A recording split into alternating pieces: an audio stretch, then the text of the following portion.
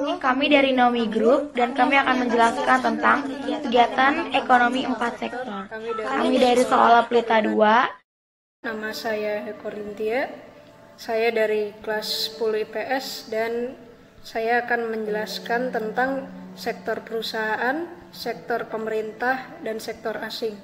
Nama saya Britza Laura Maria Silaban, saya dari kelas 10 IPS dan saya akan menjelaskan bagian tentang perekonomian tertutup. Saya Grisa Sitasari dari kelas 10 IPS dan saya akan menjelaskan tentang mekanisme perekonomian 4 sektor. Nama saya Maria, saya kelas 10 IPS.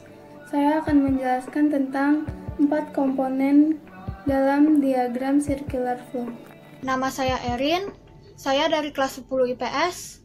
Saya akan menjelaskan kesimpulan dari materi ini. Saya Bridget Michelle Su, saya dari kelas 10 IPS. Menurut kalian, pengertian kegiatan ekonomi 4 sektor itu apa? Menurut aku, pengertian kegiatan ekonomi 4 sektor itu adalah suatu negara yang menjalin hubungan ekonomi dengan negara lainnya, atau bisa disebut juga ekonomi internasional.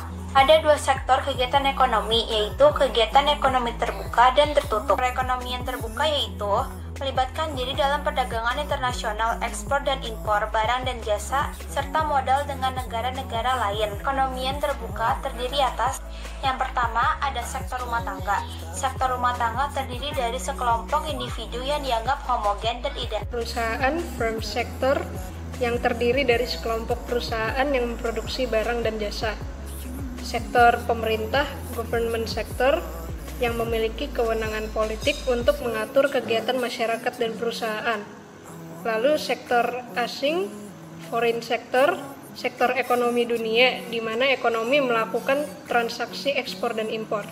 Perekonomian tertutup adalah sebuah perekonomian tanpa kontak dengan negara lain. Keuntungan perekonomian tertutup adalah 1. Perekonomian negara tidak terpengaruh oleh kondisi ekonomi global. 2. Tahan terhadap krisis moneter karena tidak tergantung pada sistem perdagangan bebas atau pasar bebas.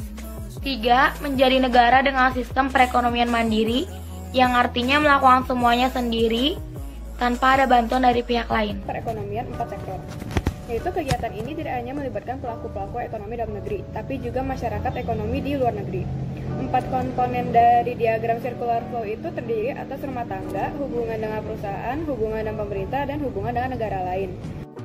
Yang kedua ada perusahaan, hubungannya dengan rumah tangga, pemerintah, dan dunia internasional.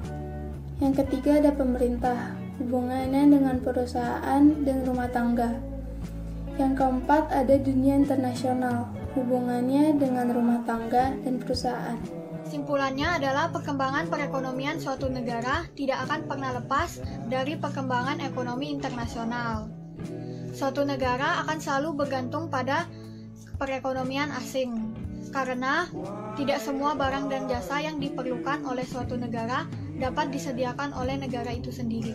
Cukup sekian dari penjelasan kami. Semoga bermanfaat untuk kita semua. Terima kasih dan Tuhan memberkati.